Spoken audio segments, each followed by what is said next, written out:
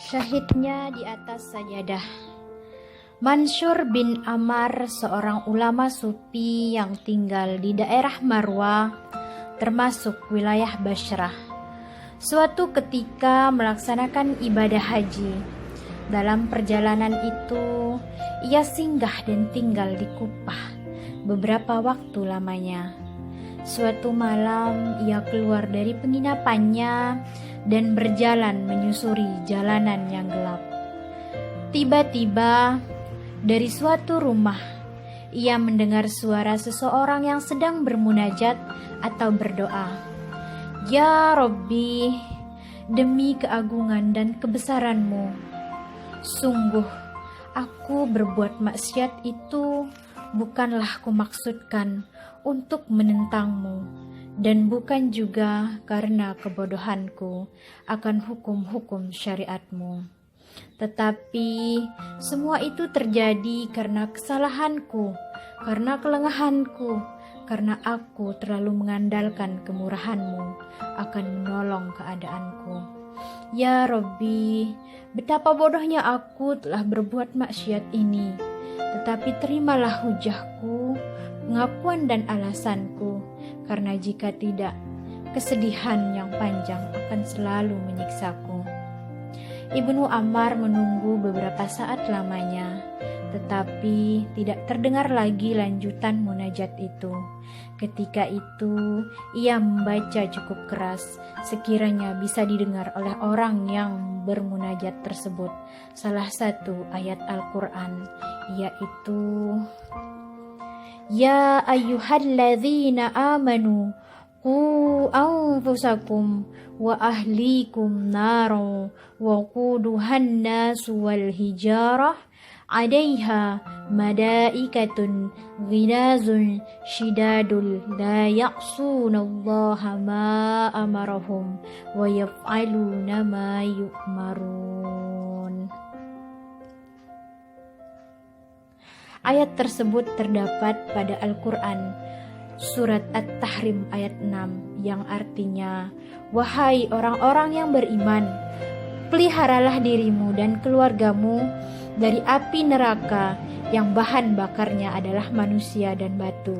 Penjaganya adalah malaikat-malaikat yang kasar, keras dan tidak mendurhakai Allah terhadap apa yang diperintahkannya kepada mereka dan selalu mengerjakan apa yang diperintahkan Allah kepada mereka.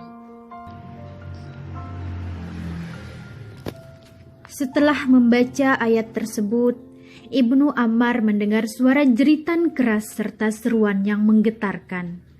Tetapi setelah itu, ia tidak mendengar suara apapun. Karena itu, ia berlalu pergi dan kembali ke penginapannya. Keesokan harinya, Mansur bin Ammar kembali melewati rumah itu, dan ia mendengar suara ratap tangis seorang wanita di dalamnya. Beberapa orang tampak datang melayat atau bertakziah karena ada yang meninggal di dalam rumah tersebut. Ia mendengar beberapa percakapan dan wanita yang sedang menangis itu berkata, "Sesungguhnya putraku ini sedang salat tahajud tadi malam." Setelah selesai bermunajat kepada Allah, tiba-tiba terdengar seseorang dari luar rumah yang melantunkan ayat tentang ancaman neraka kepada anakku. Mendengar ayat tersebut, anakku langsung kejang dan ia meninggal. Semoga Allah tidak memberikan pahala kepada orang yang melantunkan ayat tersebut.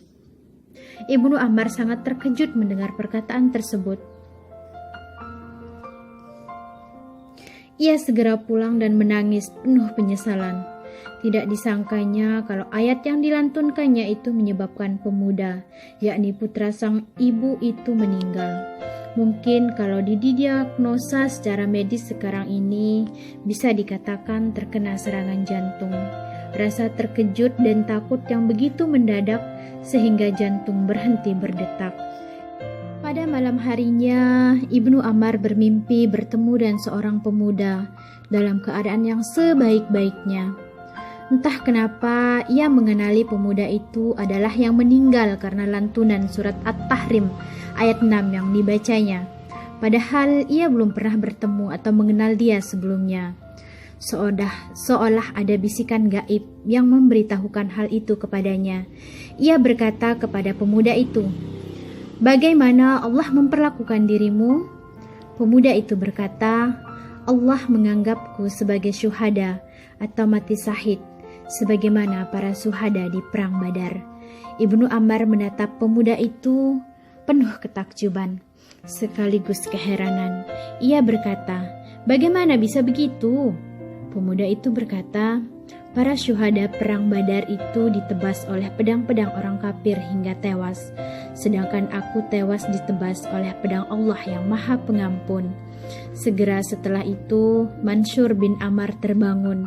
Ia tidak lagi bersedih, justru bahagia karena telah menjadi jalan bagi pemuda itu memperoleh derajat syahid di sisi Allah Subhanahu wa Ta'ala.